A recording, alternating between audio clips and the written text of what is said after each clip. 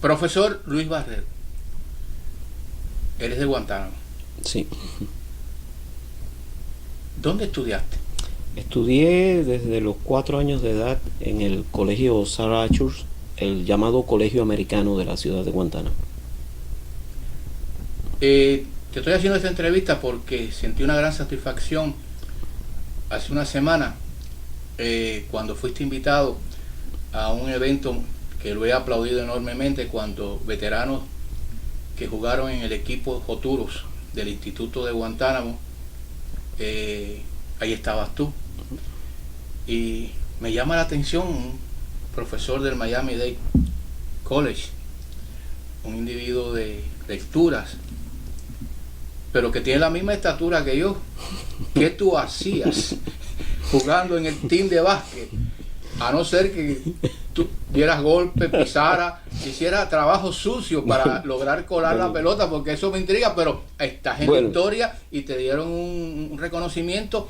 Y háblanos de esa etapa tuya cuando eras estudiante en el instituto y cómo fue que lograste entrar en los Joturos, y qué es lo que había alrededor de esa atmósfera, de ese entorno del equipo de La Joturos. ventaja de ser de baja estatura en los años 60 es muy diferente a ser de baja estatura en el siglo XXI.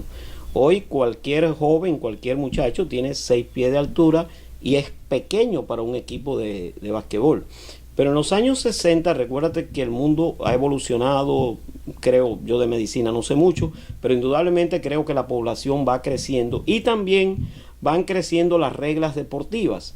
En el año 1964, cuando formábamos parte del equipo Joturo, efectivamente yo era una persona de baja estatura. En esos años, sí, yo era bastante pequeño, pero los demás eran de estatura media. No había esos jugadores extraordinarios que tuvieran 7 pies o 6 pies y tanto. El más alto del equipo era el difunto Dino Creach, que lindaba con los 6 pies, supongo, aproximadamente. Eso era lo máximo. Por tanto, el equipo, no solamente el equipo Joturo, los equipos con los cuales competíamos tenían una estatura promedio que no llegaba a los 6 pies, y ahí podíamos defendernos.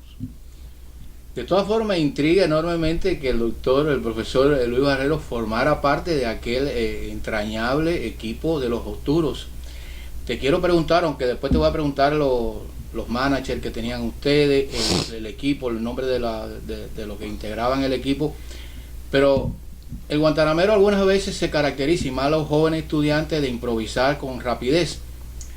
Ese Joturo que tenían ustedes en el pecho era una sardina. Bueno, un Joturo. Yo supongo que también estamos hablando de las posibilidades de diseño, de las posibilidades de análisis de lo que realmente era un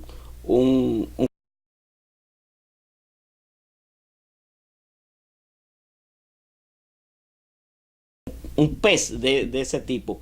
Yo creo que era algo puramente simbólico, pero la caracterización del Joturo estaba dado por el hecho de que ese pez es oriundo de Guantánamo. Tengo entendido que en la Florida existe una variedad, pero creo que es endémico de la ciudad de Guantánamo, y por tanto se nos hacía muy simbólico para un equipo que era tan importante para esa ciudad en esos años. Aunque no muchos crean que estoy exagerando, el equipo Joturo fue un símbolo dentro del deporte cubano, y específicamente dentro de la provincia de Oriente.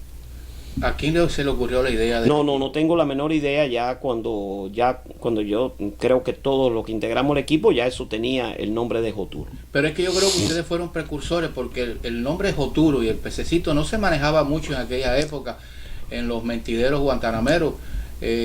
Tuvo que ser un profesor. Pero tienes que darte cuenta que nosotros éramos muchachos, ¿no? Yo creo que indudablemente, estoy completamente convencido que tenía que haber sido una persona con conocimiento. Recuérdate que estábamos en el instituto preuniversitario, en el bachillerato. O sea, y había profesores de biología, de física, de química, gente con mucha preparación, e incluso no dudo de que nuestro entrenador, Marquito, tuviera algún conocimiento de eso. Honestamente, había otro entrenador que estaba Cabaleiro. honestamente no sé de dónde proviene el origen de por qué ellos decidieron ponerle el nombre. Imagino que debido al hecho de que eran un pez endémico de la ciudad de Guantánamo. El equipo adversario siempre de ustedes de Santiago de Cuba, ¿cómo se llamaba? Tú sabes que ahora no recuerdo exactamente cómo se llamaba, pero era la gran rivalidad entre el equipo de Santiago. Pero yo creo que los guantanameros, por esa característica que Augusto Lemos dice, la guantanameritud, teníamos mucha tendencia a usar las cosas de la tierra, que venían de la tierra, que venía el joturo, una serie, no se buscaba nombre para los equipos sofisticados, sino algo que nacía de la tierra guantanamera. Sí, indudablemente. Eso es una característica muy bella, muy hermosa del equipo joturo. Sí. ¿Y quiénes componían? Bueno, ahora hacerte la lista de los nombres de memoria están, yo creo que lo pueden encontrar luego en el internet, y nombrar algunos y dejar otros sería injusto. Por eso te voy a hablar solamente de los que fallecidos. Lamentablemente tengo entendido, bueno, algunos sí tengo información exacta, como el caso de Creas. Me enteré posteriormente que Luis García, conocido como Andumba, había muerto en Cuba, y Nicolás Trujillo. Esos fueron 3 de los joturos que están muertos. Los demás están ahí, una lista que quizás en algún momento, bueno, podríamos leerla. Yo creo que esta reunión que tuvieron ustedes la semana pasada, que fue algo muy bonito. Está la lista de todos nosotros. Después me vas a enseñar el trofeito que le dieron a cada uno de los participantes del equipo joturo. De todas formas, yo creo que el haber incursionado en esa memoria casi ancestral guantanamera ayuda mucho a identificarnos, ¿no? Sí, por supuesto, porque es cuando uno comienza su vida como adulto, ¿no? En los niveles de bachillerato, y ahí es donde empieza. Y lamentablemente ahí también fue donde comenzó el desperdiciamiento de la gente. Una gran cantidad comenzó a irse del país debido a la terrible situación político-económica y social. Y bueno, se desmembraron, por supuesto, como era de esperarse. ¿Tú fuiste del banco o tú siempre estabas ahí en la cancha? Éramos de todo, nosotros tuvimos ¿Estás ahí... sonriendo así? No, acuérdate que los más pequeños, siempre los más altos eran los que siempre ocupaban.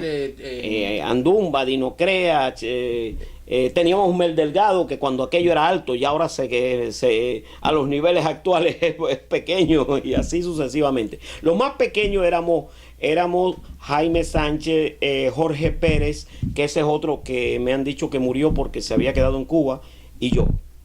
Éramos los más pequeños del equipo. Pero no hay prueba de que tú fueras una persona asidua al banco, sino que... Sí. Yo sé que tú eres peleador, toda la vida has sido peleador, yo sé que alguna patada, algún codazo, algo... Nosotros indudablemente... Huicho también era uno de los... Indudablemente, ya te dije que la lista ahora de memoria es muy mala. No, ahí los más regulares eran Creas, Andumba, Humel.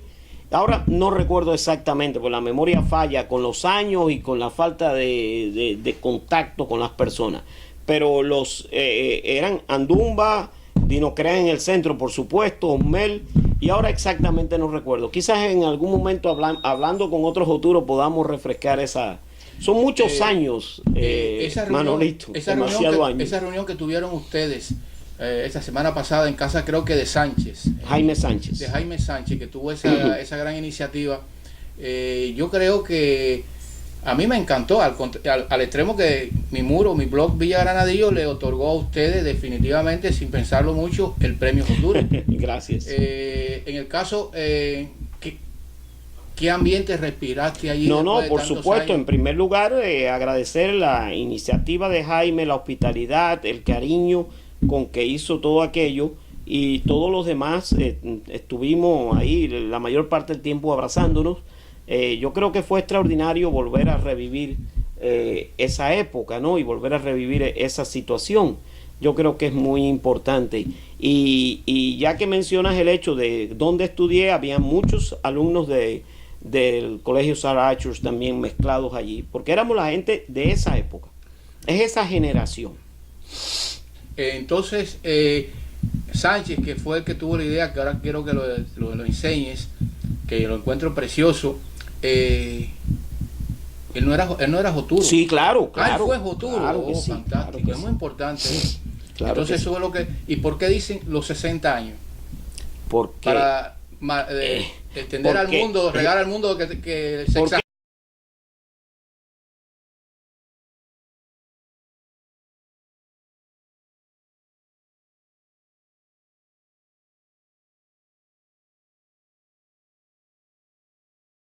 Una generación que tenemos los 60 años, fue la generación, podemos decir que después que vino el comienzo de esa terrible dictadura, éramos los que empezamos a crecer en esa época, o sea, los jóvenes de esa época.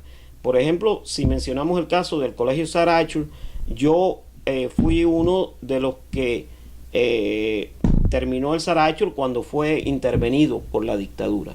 O sea que estoy en mi época de adolescente y entonces comienzo una nueva vida a nivel ya de estudiante de secundaria. O sea, yo nunca hice la primaria durante el periodo castrista. O sea, me crié dentro del colegio americano y entonces esa era mi nueva vida. Esa era para mí y para algunos era su nueva vida. Yo voy a ir al génesis, en mi opinión, de lo que es el arte, la cultura.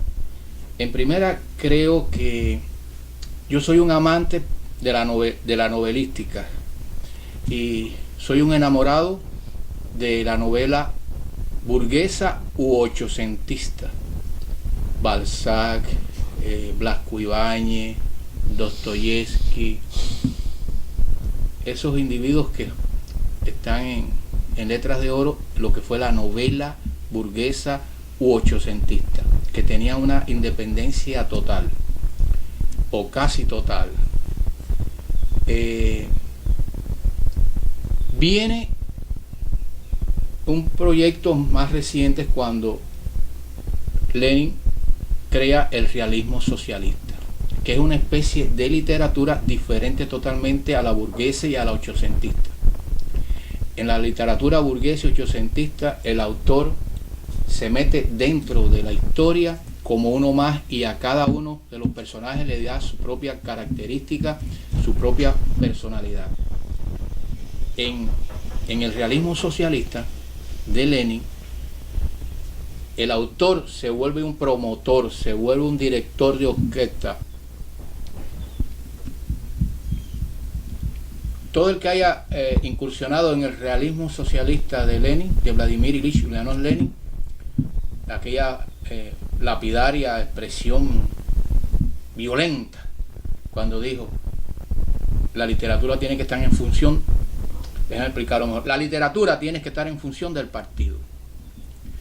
Y ahí vemos que a partir de ahí vino el arte comprometido, la literatura comprometida, etcétera, etcétera. Y tenemos el caso, por ejemplo, de el Ulises de James Joyce. Posiblemente el Ulises de James Joyce es la bandera por excelencia del realismo socialista. Bien, vamos a volver a tu etapa, vamos a volver a la Revolución Cubana, los primeros tiempos, en la etapa que te tocó vivir en el ambiente cultural guantanamero. Pero yo voy a introducir la pregunta para que después tú te desarrolles.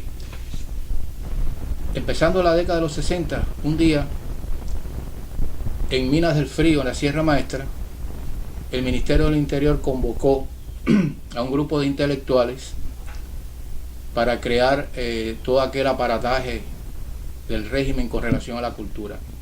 Y escogió a 3 individuos para que fueran los padrinos, los fundadores, los creadores de ese arte comprometido oficialista que planteó la revolución. Y voy a hablar, por ejemplo, de Santiago Álvarez. Estuvo allí, Fidel lo comisionó, y hay una expresión de él que da pavor. Dice: la revolución me hizo cineasta. Mi estilo es el odio al imperialismo. Allí también estaba Tomás Gutiérrez Alea. Y no estamos cuestionando su calidad, ni de Santiago Álvarez como documentalista, ni Tomás Gutiérrez Alea como cineasta. Pero vamos a ver lo que dijo en aquel momento la expresión de Tomás Gutiérrez Alea. Para mí el cine sigue siendo un instrumento valiosísimo de penetración de la realidad. El cine no es retratar la realidad simplemente. El cine es manipular. Te da la posibilidad de manipular distintos aspectos de la realidad y crear nuevos significados. Ese es el juego que uno aprende de lo que es el mundo. Ese cinismo lapidario, crispante, de Tomás Gutiérrez Alea. El otro, el tercero, fue Humberto Solá. Allí, Ministerio del Interior, crear los lore de la cultura oficialista de la revolución. Y hay una parte que él dice que me da cuenta de la catadura de él. Dice: yo fui un cineasta que irrumpí en la vanguardia sin pasar por ninguna academia, con el objetivo de acabar con el cine esclerotizado que sufría Cuba antes de la revolución y que venía a ser como una sucursal del cine mexicano. Hay que ver cómo estos intelectuales, este hombre de pensamiento, miraba con un desdén, con un desprecio a lo que era la República de Cuba, bastante occidental. A partir de ahí yo quiero preguntarte que tú me digas la cultura, los movimientos culturales que se realizaron, que se dieron por hecho en el Guantánamo, que tocó vivir ya dentro tú de la cultura. Y aquí te voy a dar un regalito, gracias a una serie de fotos que trajo Augusto Lemos, para mí uno de los más importantes historiadores contemporáneos de la Guantanameritud. Y yo creo que este joven de bigotico, de espejuelo y siempre sentado con la pierna cruzada, creo que es Luisito Barrero. Sí, ¿eres tú o es otro? Sí, efectivamente. Efectivamente, sí, esto es uno de los tantos eventos, actos culturales que se hicieron en Guantánamo. Entonces, bajo la premisa de ese tipo de cultura inaugurada en Mina del Frío con estos tres lords, ¿qué es lo que podrían hacer ustedes dentro de esas inquietudes legítimas y soberanas de incursionar la intelectualidad, la cultura, el pensamiento, el ir en pos de la sabiduría?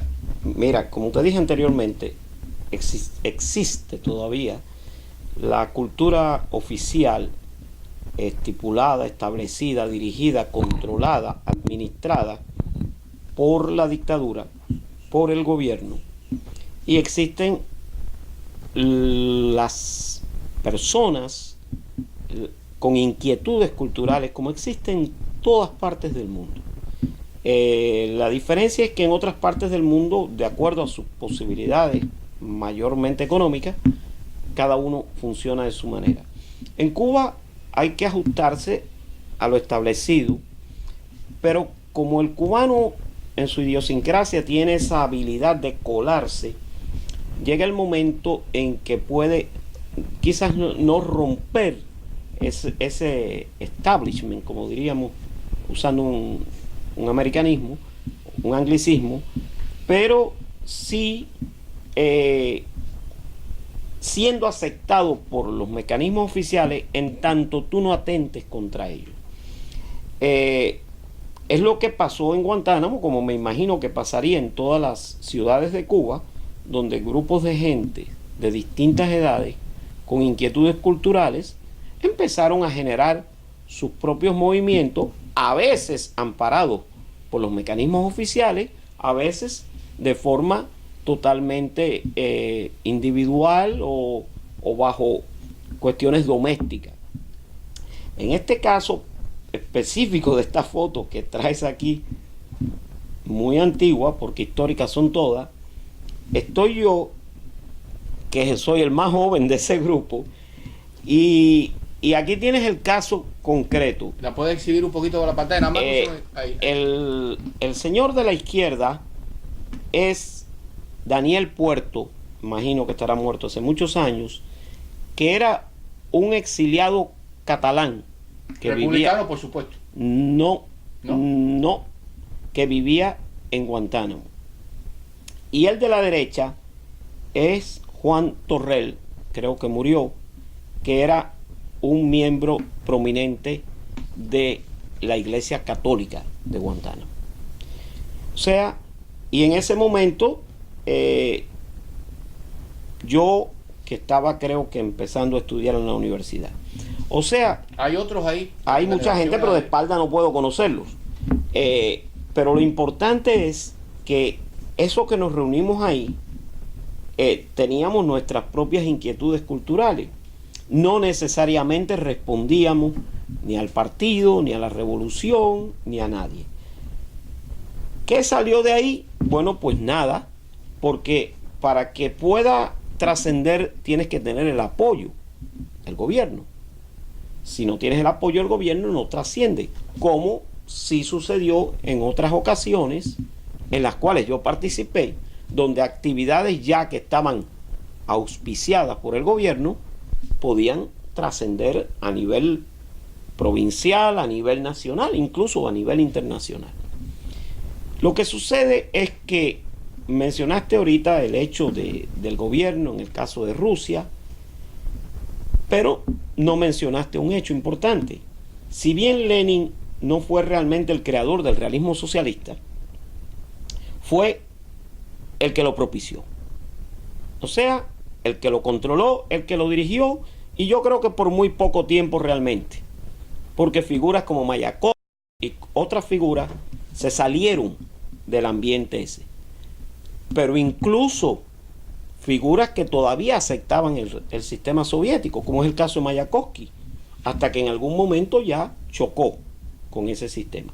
Pero en la Unión Soviética existieron figuras como Solzhenitsyn, que siendo parte en un momento del establishment, no sé cómo se dice establishment en ruso, rompieron completamente con ese sistema.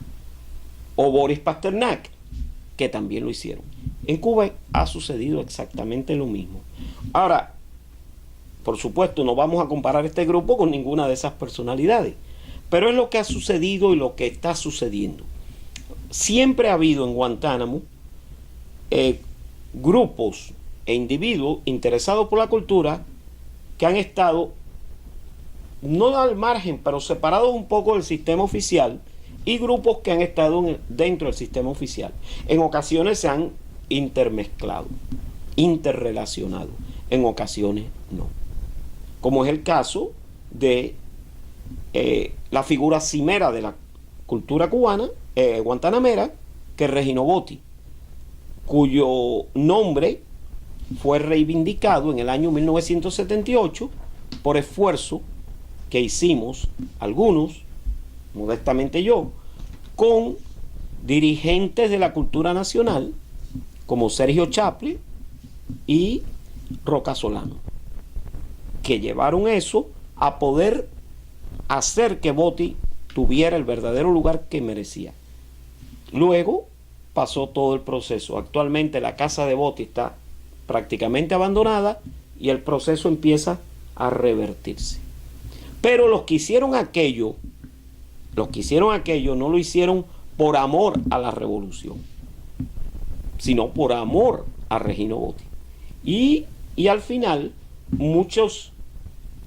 ha habido todo esta mezcolanza dentro de la cultura guantanamera.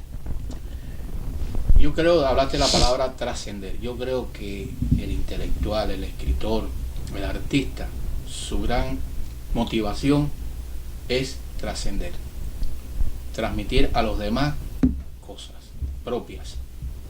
En ese punto de vista, ustedes jóvenes, con esas inquietudes, con deseo de trascender, de investigación, de búsqueda, la realidad era que estaba bajo un régimen donde los lords, los comisarios, Alea, Álvarez y Solá ya plantearon desde Mina del Frío las reglas del juego. ¿A qué podían ustedes, si querían escribir un libro, una novela, si querían hacer una película, si querían hacer un documental, si querían hacer una obra de arte, ustedes daban rienda suelta a lo que tenían por dentro, o siempre tenían un policía dentro de ustedes es que lo hacían contenerse y en cierta forma dañar la creatividad, y convirtiéndose entonces después realmente en un trabajo que no respondía a los verdaderos propósitos de los creadores. Se quedaban en la mitad del camino. Yo diría mitad y para mitad. ustedes. No, mitad y mitad. De hecho, nadie nunca pensó en esas personas a la hora de hacer nada. Nadie pensaba en Gutiérrez Alea, ni nadie pensaba que de hecho estos eran solamente en el área del cine. Ellos no tenían influencia ninguna. Es más, ni siquiera tenían más influencia que otros comisarios de más importancia. Pero eran seguidores de Guevara. Pero eso no tenían importancia ninguna, porque en aquel momento dentro de la cultura nacional había individuos con mucho más poder político, como era el caso de Armando Hart, como era el caso de Roberto Fernández Retamar, gente que tenía muchísimo más poder político que estos personajes. Pero ni aún aquellos grandes personajes, como el caso de Hart, ministro de la Cultura y el máximo exponente del control sobre la cultura, nadie pensaba en ellos a la hora de hacer nada. Sí, siempre existe y existirá, mientras esté la dictadura, un policía dentro de cada uno. Pero un momentico, porque vamos a interactuar un segundito. Pero ven acá, en Guantánamo no había alguno de ustedes que tuvieran la misma madera del autor del Cimarrón, de una serie de individuos que fueron los que fueron promocionados, publicitados en sus obras. Me van a decir que en Guantánamo no habían personas que a lo mejor lo superasen en calidad, en vocación y en sacrificio de crear grandes obras. Sin embargo, ustedes no podían hacerlo porque tenían un... Manolo, pero eso no se puede saber porque la historia no se escribe linealmente. Y el problema es muy sencillo. Hoy, actualmente estoy convencido que pasa exactamente lo mismo. Habrá un muchacho de 16 años escribiendo poesía porque está inspirado y porque tiene esa vena o porque logra incluso algunas lecturas y lo hace. Ninguno de ellos va a pensar en los comisarios políticos. Ninguno. Nadie pensaba en esa gente. Tú chocabas con ellos cuando llegaba el momento que chocabas. O chocabas o no chocabas. Había quien chocaba, había quien chocaba con la publicación, con los materiales, con una serie de cosas que te daba el gobierno. O con la censura, que es mucho peor. Pero eso tú lo dejabas hasta el momento que sucediera. ¿Había algún censor conocido en Guantánamo? No, no, censores en el sentido oficial nunca los ha habido, porque ellos no son tan brutos. Sencillamente, todo el mundo sabe que el sistema castrista funciona en cada empresa existe un representante del Ministerio del Interior, eso es público. El censor era el partido, que generalmente eran ignorantes y era uno... No existe ese censor que te dice, dame el libro que te lo voy a chequear, eso no existe. Pero sencillamente sucedía, y cuando sucedía tú te dabas cuenta, más nada. Es muy etéreo, es algo que no es que tú, porque de lo contrario, hubiera sido muy fácil saber hacia quién dirigirse. No era tan sencillo. Es peor que eso. Porque si hubiera un censor, tú sabes que ese es el censor y sabes cómo manipularlo. No se sabe. No hay un llamado censor. Pero existe la otra parte, que es el policía interno, que uno sabe hasta dónde puede llegar. Pero existe también al mismo tiempo la manera de engañar a esa gente, y personas de la cultura tienen un nivel superior. O sea, ¿y lo lograron? Sí, muchísimo. ¿Y dónde están las obras? No, el problema es, Manolo, que sigues viendo de la óptica de Estados Unidos o del mundo libre. No puedes pensar en una obra donde no se puede publicar, donde el único que tiene la editorial es el gobierno. Eso no es manera de pensarlo así. Pero sí conocimos muchísima gente con muchísimas obras. Algunos incluso lograron venir al exterior y luego hicieron esa obra aquí como tantos otros. ¿Quieres el caso de un guantanamero? Jorge Oliva. Jorge Oliva, que era un extraordinario poeta que murió aquí en Nueva York, logró venir con su obra, publicó, se hizo importante aquí en New York. Sin embargo, allí no podía desarrollarse. O sea, que nadie pensaba en ese fenómeno. Eso es un fenómeno histórico. Pero aparte de Oliva, hay en la pintura, en la música, en la literatura, de tu generación que pudieron publicar algo aquí cuando salieron? Yo acá no conozco mucha de la gente acá. Yo no he seguido mucho esto. Parece que no son muchos. No, el problema no es si son muchos o son pocos. El problema es que yo no lo he seguido y no puedo hablar de lo que desconozco. Quizás nuestro amigo Lemus, que es un historiador, yo no soy un historiador, pueda dar fe de eso. El problema no es ese, el problema es el mecanismo que se utilizaba y se utiliza. No solo en Guantánamo. Guantánamo no es una excepción de Cuba. Guantánamo es un ejemplo típico del sistema castrista dentro de la cultura. Eso es todo. Pero eso no hace que la gente deje de pensar en la cultura, porque sería como anularse a sí mismo. Si tú quieres ser algo y ya de entrada te anulas a ti mismo... Pero es que el arte tiene que tener forma, físico, necesariamente. Para que los demás la puedan disfrutar. No puede quedarse dentro de uno. Sí puede, porque en este caso estamos hablando de gente que siempre se ha reunido, como se reúnen aquí algunos que ni siquiera quieren publicar o quieren presentar exposiciones. En todas partes del mundo existen esos grupos de gente que forman sus pequeños grupos, no me gusta llamarlo grupúsculos, suena un poco peyorativo, esos pequeños grupos, y donde van intercambiando cosas. En ocasiones pueden hacerlo público, publicar o exponer o exhibir o grabar, pero en ocasiones no. Pasa como la música. ¿Cuánta música nosotros disfrutamos en Guantánamo que nunca estuvo dentro de las emisoras radiales? El changüí, y eso no ha muerto. Y entonces eso mismo es lo que estamos hablando con relación a el mundo cultural. O sea, al mundo cultural dentro de una dictadura, como me imagino que puede ser en otras, pero llega, como pasó en la madre patria soviética. Sin embargo, salieron y lograron trascender, llegaron hasta el nivel máximo, llegaron los Sájaros, los Solzhenitsyn, los Pasternak. Esto mismo ha pasado y seguirá pasando. Pero en Solzhenitsyn hay un grado de honestidad pavorosa, cuando dijo, perdonadme porque no lo vi, no lo escuché, no lo intuí todo. Ahí te demuestra, nunca voy a comparar una cultura con otra, una nacionalidad con otra. Eso es imposible. Nosotros no podemos pensar como la famosa frase, no podemos actuar como suizos porque ¿dónde están los suizos? Bueno, ¿cómo tú crees que es? No, está bien, yo creo que parece que está maravilloso. Excelente. Excelente. Bueno, ¿qué tú crees? ¿Qué tiempo hacía que no venían por aquí? Hace rato de rato. Rato de rato.